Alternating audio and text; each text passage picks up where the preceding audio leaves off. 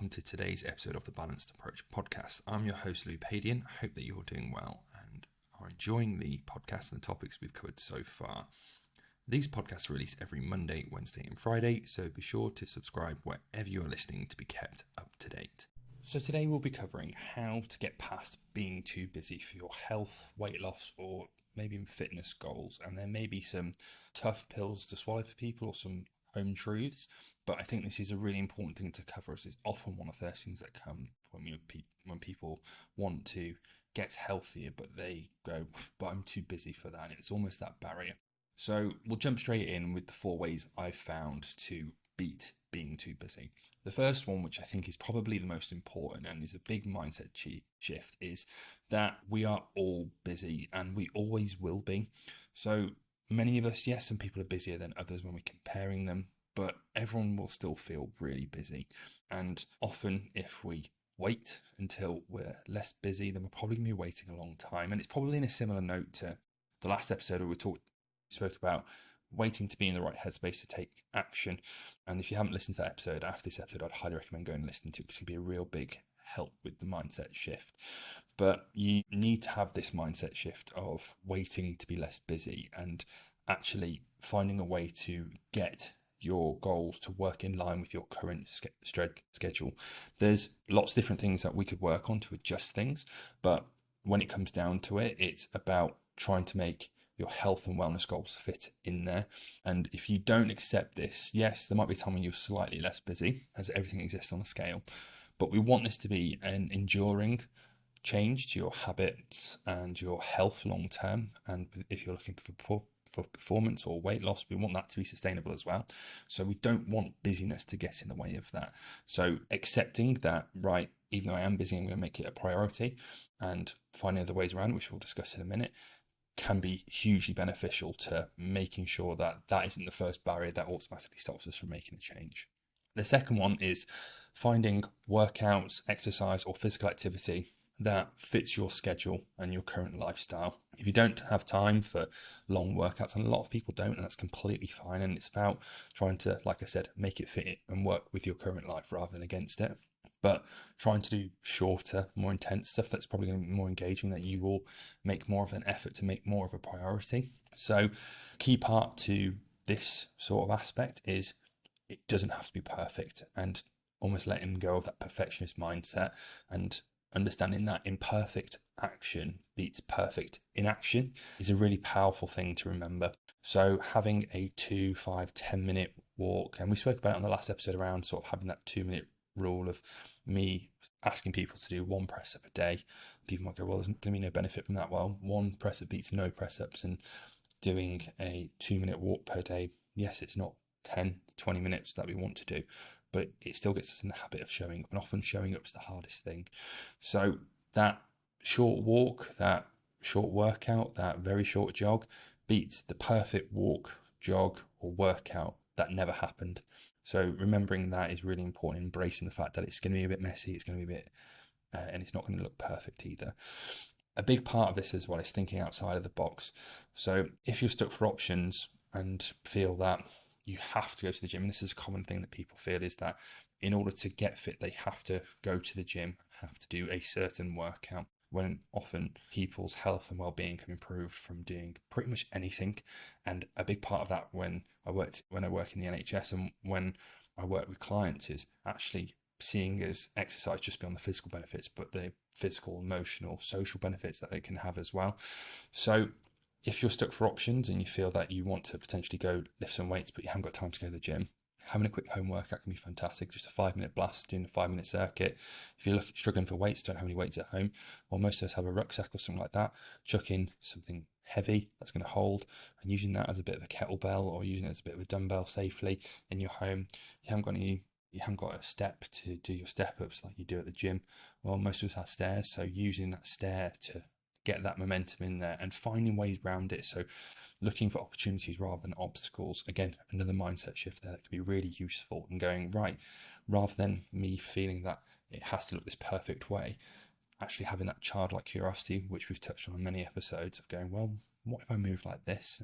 And a big one with one of my clients in the NHS was, we used to talk about, instead of going for a walk, she enjoyed going for a walk, which is completely fine, but she enjoyed putting her radio on in the kitchen and going for a dance. And I was like, fantastic, brilliant, because most people can do that for a prolonged period of time. Usually dancing is probably slightly more higher intensity than walking, so there's going to be a huge amount of physical benefits, plus the enjoyment factor, and the fact that she's going to probably do it more often because she enjoys it, is going to have far more benefits than me saying, right, you need to go out for a walk, we need to do 10,000 steps per day, when actually that's putting things in a box again, and we need to think outside of that.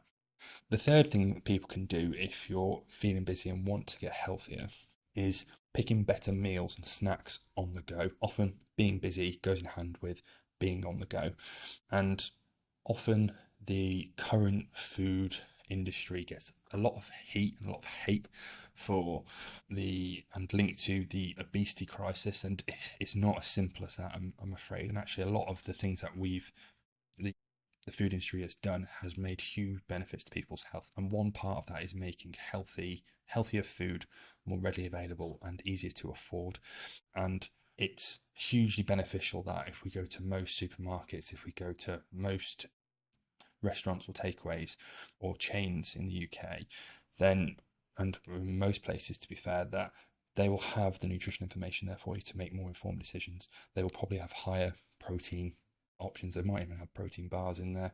They might have some diet friendly options. They might have a wider range for different people's dietary needs, such as being vegan, gluten-free, dairy-free. So there's huge leaps and bounds that the food industry has come on, and we've got to use that to our advantage. So most of the time, even though people are busy, they will have some form of routine in their life. They will go to certain places more frequently than others, and most sort of city centres, town centres have similar shops available anyway. So being clued up on what options you can go for, and I'm not going to go into every single option you can go for now, but I'll go through a few options or things to look for within these supermarkets, within these restaurants, within these coffee shops, within these corner shops, within anything, or takeaway chains, that if you're looking for better options in regards to health improvement, in regards to weight loss, these are some things. So higher in protein, probably going to be more satiating, it's going to help with fullness, potentially going to help you manage your calories a bit better, but also, protein has lots of benefits as well. Potentially higher in fiber as well, if we can get something that's got a multi-grain in there, 1 of our 5 a day, maybe even more than 1 of our 5 a day in there, fantastic. There's going to be lots of nutrients in that as well. Again, get more food volume for less calories. 2 other things that often get overlooked within this: satisfying and filling. And this is one of the things that potentially the fitness industry doesn't get, is that food should be enjoyed, and we want it to be satisfying. We want you to feel more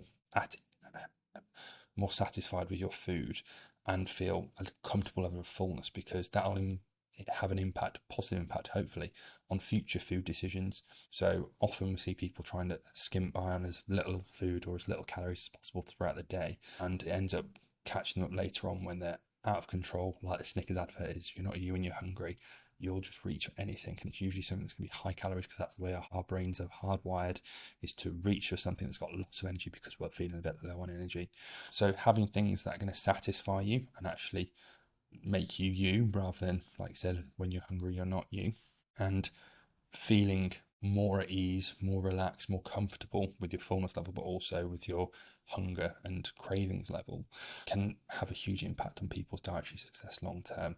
So having something that's going to satisfy you, and that could potentially mean eating slightly more calories in the long term to help you eat less calories in the long term. So eating slightly less calories in the short term to prevent you eating as many calories in the long term. So being comfortable with that, going, actually having a little bit more fat in my meal might help me with my satisfaction from this meal and help me feel a little bit better, a little more full, and more at ease with that food decision. Last on the list is around the making it accessible and affordable as well.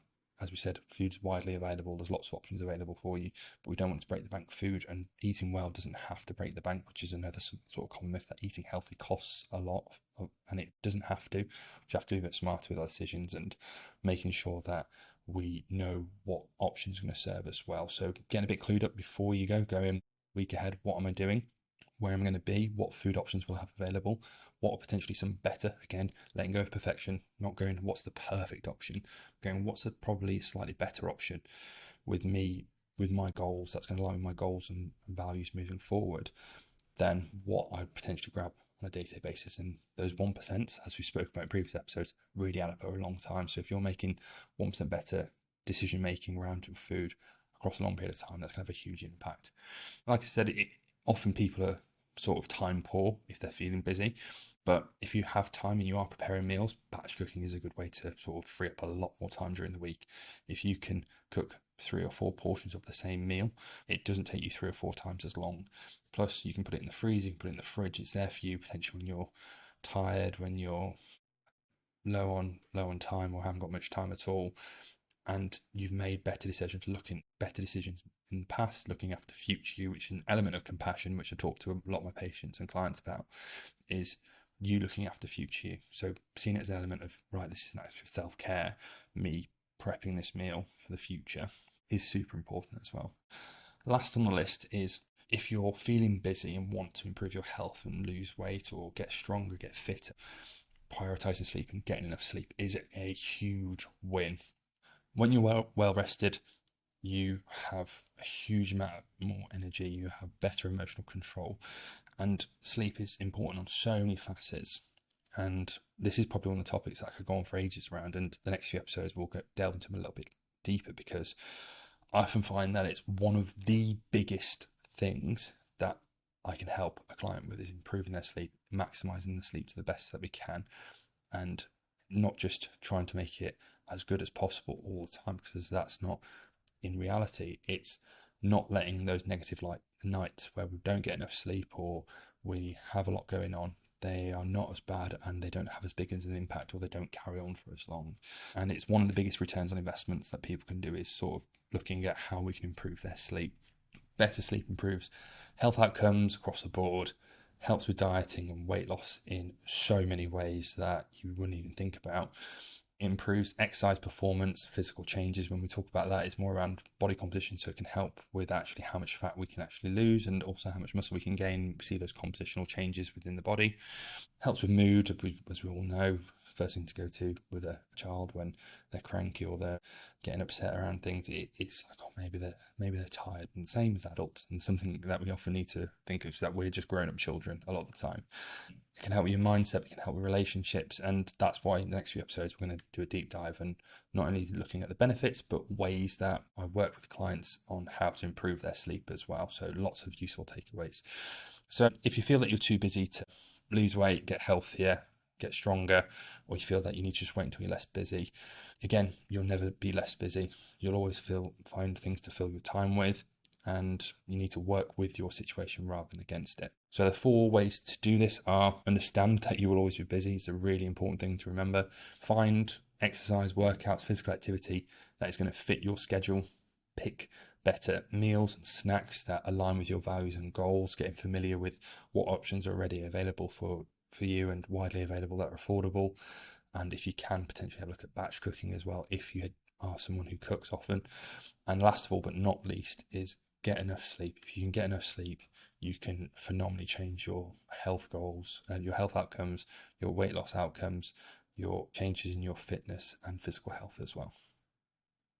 So there you have it. Thank you very much for listening to today's episode of the Balanced Approach podcast. If you have any questions, queries, or would like to reach out to me, please do.